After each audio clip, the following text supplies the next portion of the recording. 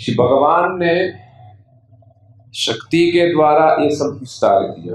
ठीक है, फिर प्रश्न ये आता है कि भगवान के जो विभिन्न स्वरूप है, राम, नरसिंह, वराह, मत्स्य, कूर्म इत्यादि, ये किसका विस्तार? ये भी शक्ति का है न किसका? प्रश्न नहीं आता, जरूर प्रश्न आना चाहिए, है ना। तो ये क्या है? ये जो है श्री भगवान का एक तो हो गया शक्ति के द्वारा विस्तार, ठीक है, और दूसरा हुआ स्वयं ही विस्तार करते हैं। जब स्वयं वो विस्तार करते हैं, फिर वो दो प्रकार से स्वयं करते हैं विस्तार। जब भगवान ही विभिन्न भगवत स्वरूपों के रूप में विस्तार करते हैं, इसको कहते हैं स्वांश।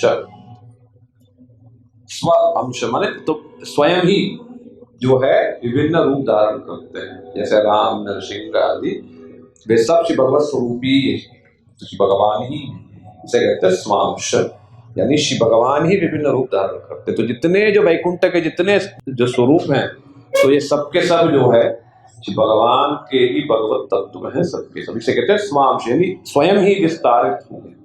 और दूसरा जो कैटेगरी है वो ये है कि जीवात्माएं, जबकि ये जीव शक्ति से प्रकाशित तो हैं, किंतु है क्या? ये भी क्या है? क्योंकि ये जड़ तो है नहीं, है ना, फिर क्या है? चिन्मय है, और चिन्मय है तो ये क्या है?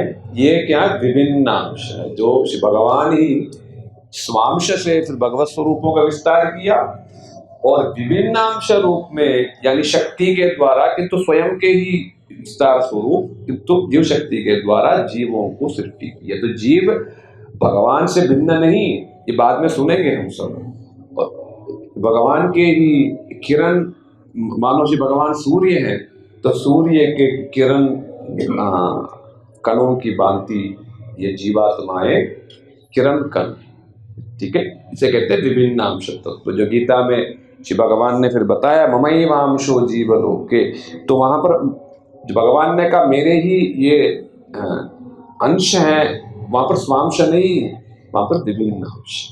तो स्वांश की विस्तार हम लोग आज सुन रहे हैं, और विभिन्न अंश इसके बाद जब जीव तत्व आएगा वहां पर हम लोग सुनेंगे। ये सब क्या? स्वांश है। भगवान ही विभिन्न स्वरूपों में विस्तारित हुए हैं। वो टेबल ही दिखाना, ये स्वांश है, ठीक है। स्वांश में ये समझना चाहिए मुख्य रूप से, मूल रूप में श्री कृष्ण है,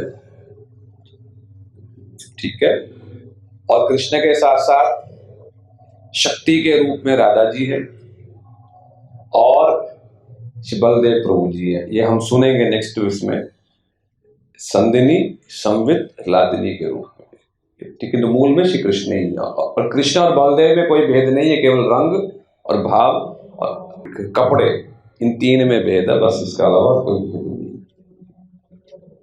और वही श्री कृष्ण ही जो है श्री मथुरा और श्री द्वारका श्री वसुदेव नंदन के रूप में प्रकाशित हुए, ठीक है। और ये ब्रज के जो बलदेव प्रभु जी जो है वही संकर्षण के रूप में, महासंकर्षण के रूप में द्वारका में विस्तारित हुए। इसके अलावा प्रद्युम्न और अनिरुद्ध के रूप में प्रथम चतुर्व्यूह के रूप में द्वारका में प्रकाशित है।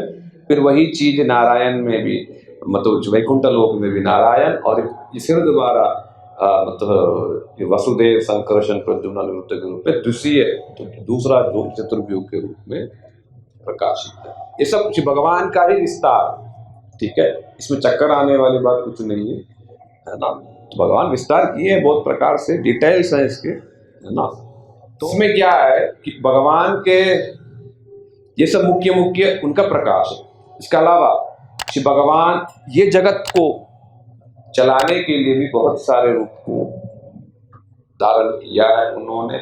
कभी तो क्या है कि इस संसार को चलाने के लिए त्रिगुण, सत्व, रज, तमो, गुण के रूप में गुणावतार ग्रहण किया है शिव जी के रूप में तमोगुण, और रजोगुण के रूप में ब्रह्मा जी, और सत्वगुण के रूप में विष्णु।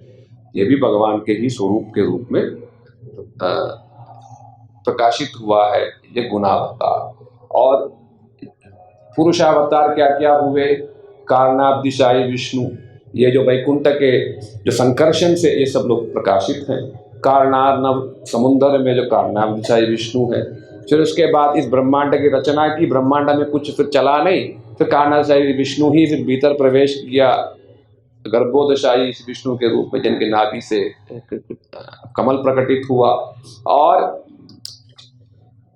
क्षीराब्दिशायी विष्णु के रूप में कण कण में जाकर के बसे, तो ये क्षीराब्दिशायी जो परमात्मा के रूप में, ये 3 पुरुषावतार के रूप में जाने जाते हैं।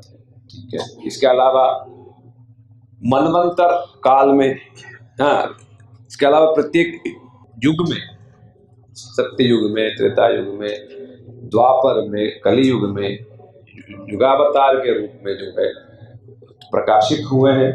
और चैतन्य महाप्रभु जी इत्यादि, वैसे तो ये कल्पावतार है, किंतु जो ये कलियुग के जो पीले रंग के जो भी अवतार हैं उनके साथ मिल गए हैं, तो समा गए, तो वो और ये मिल करके एक अवतार के रूप में प्रकाशित हुए। ठीक है। इसे कहते हैं युगावतार। प्रत्येक युग में आएंगे, प्रत्येक युग में आते हैं। ठीक है। फिर क्या है? मनवंतर अवतार। प्रत्येक मनवंतर काल में, मनवंतर काल क्या है तो समझाया था शायद इन्होंने, हाँ, 71 चतुर्युग, यानी सत्य, त्रेता, द्वापर, कली युग जो है, ये 71 टाइम्स यदि इसी चीज का बार बार रिपीट यदि होता है, तब जो है एक मनवंतर काल माना गया। ठीक वैसे ही जो है 14 बार होता है तो ब्रह्मा जी का एक 12 घंटे का समय, जिसे कहते हैं कल्प। ठीक है। इस प्रकार से जो है ये सब मनवंतर, प्रत्येक मनवंतर में शिव भगवान जो हैं वे कुछ न कुछ वे अवतार लेते हैं, इसे कहते हैं मनवंतर अवतार। फिर लीला अवतार, ये मत्स्य, कूर्म, वराह, नरसिंह, ये सब लीला अवतार हैं। फिर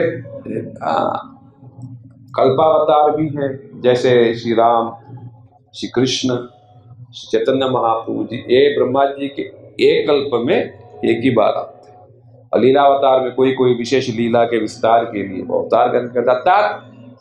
भगवान सब समय साथ है, सब प्रकार की स्वरूपों को धारण करके हमेशा जो है तरह तरह से जो है सब लोगों की सहायता, मदद इत्यादि करते रहते हैं।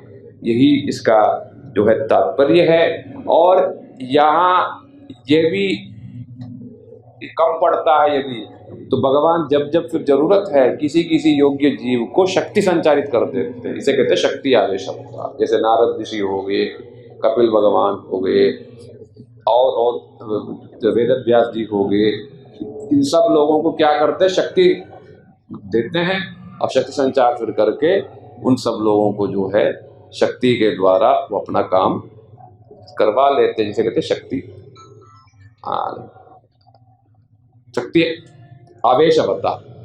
तो ये सब जो है विशेष रूप से यहाँ पर समझाया गया है। ठीक है। गुणावतार है, युगावतार है, मनवंतरावतार है, लीलावतार है, और ये पुरुषावतार जो मैंने आप लोगों को समझाया है, ये स्वांश की बातें। और उसके बाद जो शक्ति आवेश की बात यहाँ पर फिर कहा गया है, और यही स्लाइड का जो मूल तात्पर्य है। यही शिव भगवान के विभिन्न प्रकार के ये बतारावली चैतन्य महाप्रभु जी ने बड़े विस्तार से चैतन्य शिक्षा में, ये कहाँ है? चैतन्य चरितामृत के मध्य लीला के लास्ट में है, चैप्टर 20 से लेकर के 24 तक, 4 चैप्टरों में। तो जिसमें मेरे विचार से शायद 20 नंबर चैप्टर में चैतन्य महाप्रभु जी ने विस्तार से प्राभव क्या, वैभव क्या, विलास तत्व क्या, प्राभव विलास, वैभव विलास, प्राभव प्रकाश, प्राभव विलास। हाँ, वैसे तो ये सब चीज जो है इसे कहते हैं संबंध ज्ञान। और ये सब चीज श्री रूप गोस्वामी पाद जी ने विस्तार से लघु भागवतामृत में प्रकाशित किया है, जिसको श्री विश्वनाथ चक्रवर्ती पाद जी ने संक्षेप में सरल भाषा में श्री भागवतामृत कणा के रूप में प्रकाशित की है। वो ये ग्रंथ जो सामने जो दिखा रहे हैं, वो ये ग्रंथ है, वो प्रकाशित है, नीचे जो बुक स्टोर में मिल जाएगा। और विशेष करके जो है लघु भागवतामृत मूल ग्रंथ है, वो प्रकाशित नहीं है अभी, किंतु ये छोटे ग्रंथ में आपको यही सब विवरण विस्तार से मिल जाएगा। और चैतन्य चरितामृत में यही लघु भागवतामृत की ही विचारों को वहां पर विस्तार पूर्वक दिया गया सब कुछ। ठीक है, सबका मूल लघु भागवतामृत, वहां से चैतन्य चरितामृत, और उन सबका सार ये भागवतामृत कणा, मतलब कण है ना। वहां पर आपको ये सारा जो डिटेल है, जो सारा जो विस्तार है, ये सारा विस्तार मिलेगा। अर्थात श्री कृष्ण ही मूल स्वरूप है, उनका प्राभव विलास बलदेव प्रभु है, वैभव विलास फिर द्वारका फिर वासुदेव है। ये सब जो डिटेल जो है दिया गया। यहां पर समझने वाली बात ये भी है, जिस प्रकार से मूल श्री कृष्ण के विभिन्न स्वरूप हैं, ठीक है, ठीक वैसे ही शक्ति तत्व के भी, राधा जी के भी जो परम लक्ष्मी स्वरूपिणी है, वो राधा जी के भी, राधा तत्व के भी जितने भी जो स्वरूप हैं, वो जहां जहां श्री कृष्ण जिन जिन स्वरूपों में जैसे जैसे जो है प्रकाशित हुए हैं, वैसे वैसे ये लक्ष्मी भी, राधा जी भी वैसे वैसे स्वरूप धारण करके प्रभु की सेवा में तत्पर रहती हैं। राम आए तो सीता के रूप में, नारायण आए तो लक्ष्मी के रूप में, द्वारका में गए तो रुक्मिणी सत्यभामा के रूप में, और यदि वामन देव हुए तो लक्ष्मी के रूप में, तो सबके नाम भी हैं। तो तरह तरह के रूप वो भी, मतलब जहां जहां प्रभु गए, जिस जिस रूप धारण किया, वैसे वैसे रूप धारण करके वो भी जो है प्रभु की सेवा में तत्पर रहती है।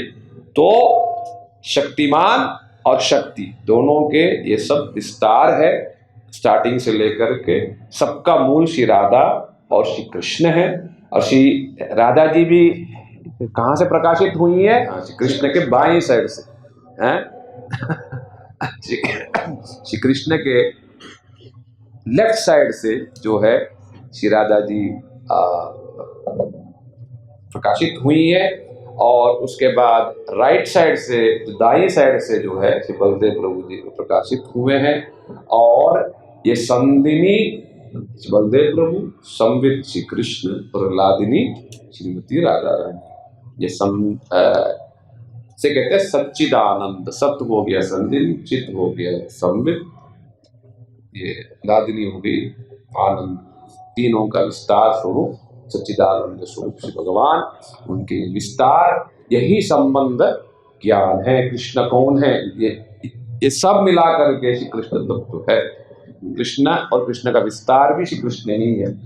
ठीक है, ये जानना कि श्री कृष्ण कौन है और कृष्ण के साथ जो है मेरा संबंध क्या है, यही संबंध ज्ञान। ठीक है, और इसके बाद से नेक्स्ट वाला जो है वो कृष्ण किस प्रकार से वे सब रसों के स्वामी हैं, अखिल रसामृत मूर्ति हैं, तो वो हम नेक्स्ट हफ्ते विस्तार से वो सुनेंगे।